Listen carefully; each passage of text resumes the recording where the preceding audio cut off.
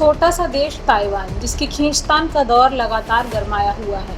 आखिर दिल्ली जितनी आबादी वाले ताइवान में ऐसा क्या है जो उसे खबरों से हटने नहीं दे रहा। बड़े बड़े देश उसके बारे में सोचते हैं, बात करते हैं। जैसा कि पिछले कुछ दिनों से हम देख रहे हैं कि ताइवान को लेकर अमेरिका और चीन के बीच विवाद गहराता जा रहा है। ये विवाद उस दिन और गहरा हो गया जब अमेरिकी सदन की स्पीकर नैन्सी पेलोसी ने ताइवान का दौरा किया, क्योंकि चीन नैन्सी की ताइवान यात्रा से खासा नाराज हुआ। अभी वो गुस्सा ठंडा भी नहीं हुआ था कि नैन्सी पेलोसी के ताइवान दौरे के मात्र 12 दिन बाद यूएस सांसदों का एक प्रतिनिधि मंडल रविवार को फिर से ताइवान पहुंचा और चीन एक बार फिर झल्ला उठा। लेकिन सवाल ये कि आखिरकार ताइवान को लेकर इस तरह का विवाद दोनों देशों में क्यों गहराया हुआ है। अमेरिका ताइवान को लेकर क्या सोचता है? क्यों करीब 2.5 करोड़ की आबादी वाले ताइवान को लेकर दुनिया की दो बड़ी शक्तियां आपस में टकराने को आमादा हैं? तो चलिए सबसे पहले आपको बताते हैं कि ताइवान को लेकर चीन अमेरिका विवाद है क्या और इसकी शुरुआत कहां से होती है। ताइवान पूर्वी एशिया में स्थित 168 द्वीपों का एक समूह है जिसे रिपब्लिकन ऑफ चाइना के नाम से भी जाना जाता है। ये पूर्वी एशिया का एक ऐसा देश है जो साउथ चाइना सी और जापान का जंक्शन है। ताइवान की राजधानी ताइपे। लगभग 2.5 करोड़ की आबादी वाले ताइवान के नॉर्थ ईस्ट में जापान है, जबकि साउथ में फिलीपींस। लेकिन चीन, जापान, फिलीपींस से जुड़े ताइवान को लेकर तनातनी होती रहती है अमेरिका और चीन के बीच। क्यों? तो इसकी वजह जानने के लिए ताइवान के इतिहास में झांकना होगा। ताइवान में इंसानों का बसना शुरू हुआ था करीब 6000 साल पहले।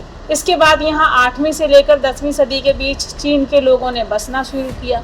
फिर 13वीं से 17वीं सदी के बीच चीन के साथ साथ जापान के लोगों ने भी ताइवान आना शुरू कर दिया। जाहिर सी बात है, सीमाएं आपस में मिलती हैं तो यहाँ बसावट होना लाजमी है। लेकिन 17वीं सदी में डच लोगों ने ताइवान को एक बड़ा व्यापारिक केंद्र बनाया। इसी बीच 1683 में किंग वंश के शासकों ने इस पर कब्जा कर लिया और फिर 1895 में ताइवान वापस जापान के कब्जे में चला गया। फिर 1911 में चीनी गणतंत्र ने किंग साम्राज्य को खत्म किया और ताइवान चीन का हिस्सा हो गया। लेकिन दूसरे विश्व युद्ध के दौरान जापान ने फिर से इस पर कब्जा कर लिया।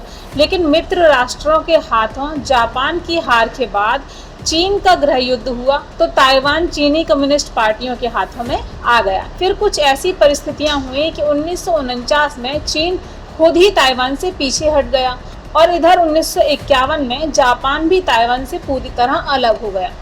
अब जब ये दोनों देश पीछे हटे तो उसके बाद इन दोनों के बीच में हुई संधि में ये साफ नहीं हो सका कि ताइवान चीन का हिस्सा होगा या नहीं।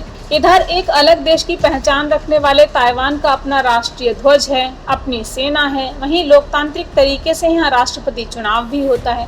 लेकिन फिर भी ये देश दो मुल्कों के बीच खींचतान बना हुआ है। क्यों? तो इसकी वजहों में एक खास वजह है ताइवान का सरपट रफ्तार से दौड़ता विकास। ताइवान की सबसे बड़ी ताकत है उसके यहाँ बनने वाले सेमीकंडक्टर प्रोडक्ट। ताइवान के विकास में इस देश के सेमीकंडक्टर मैन्युफैक्चरिंग कंपनियों के योगदान ने बड़ी भूमिका निभाई है। इसे ऐसे समझा जा सकता है कि ताइवान की सेमीकंडक्टर ताकत उसके 90% जीडीपी में योगदान देती है। यानी देश में ये इंडस्ट्री बहुतायत में काम करती है। ये दुनिया के मार्केट कैप के हिसाब से 9वें स्थान पर है और ये इंटेल, सैमसंग से भी बड़ी सेमीकंडक्टर निर्माता कंपनी है। Intel, Nvidia, Qualcomm, Apple, Microsoft, Sony जैसी बड़ी कंपनियां इसकी ग्राहक हैं। यही एक बड़ी वजह है कि इसी विकास पूंजी के चलते अमेरिका इस पर नजरें जमाए हुए है। अब बहुतों के मन में ये सवाल आता होगा कि जब इस राष्ट्र की अपनी सेना है, अपना राष्ट्रपति है, तो भला दो देश इसे मेरा मेरा वाले विवादों में क्यों फंसाए हुए हैं? तो ऐसा इसलिए क्योंकि ताइवान को एक देश की मान्यता नहीं मिली है। प्राप्त जानकारियों के मुताबिक 1971 तक संयुक्त राष्ट्र संघ इसे एक देश मानता था, लेकिन उसके बाद से ये संयुक्त राष्ट्र देशों की लिस्ट में शामिल ही नहीं है। ऐसा क्यों? तो देखिए, ये तो आपको पता ही होगा कि ताइवान का ऑफिशियल नाम रिपब्लिक ऑफ चाइना है, जिसे चीन हमेशा से ही अपना हिस्सा बताता आ रहा है। उसका दावा है कि वहाँ अधिकांश लोग चीनी मूल के हैं, इसलिए वो उसका हिस्सा है। यही वजह है कि चीन किसी भी अंतर्राष्ट्रीय मंच पर ताइवान को एक अलग देश की मान्यता दिए जाने का विरोध करता रहा है, कर रहा है।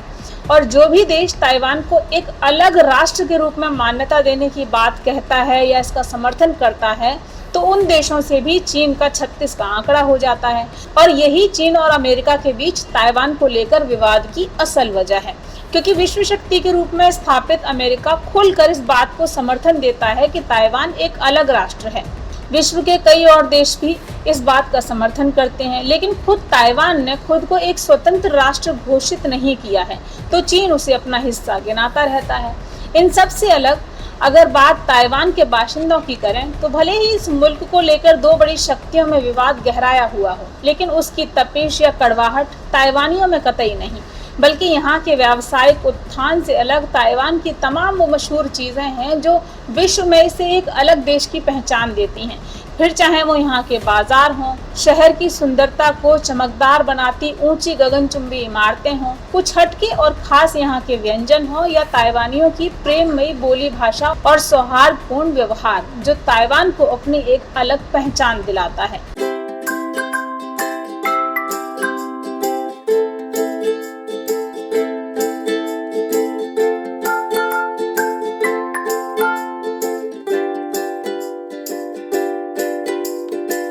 हमारे साथ जुड़े रहने के लिए देखते रहिए देश रोजाना का YouTube चैनल।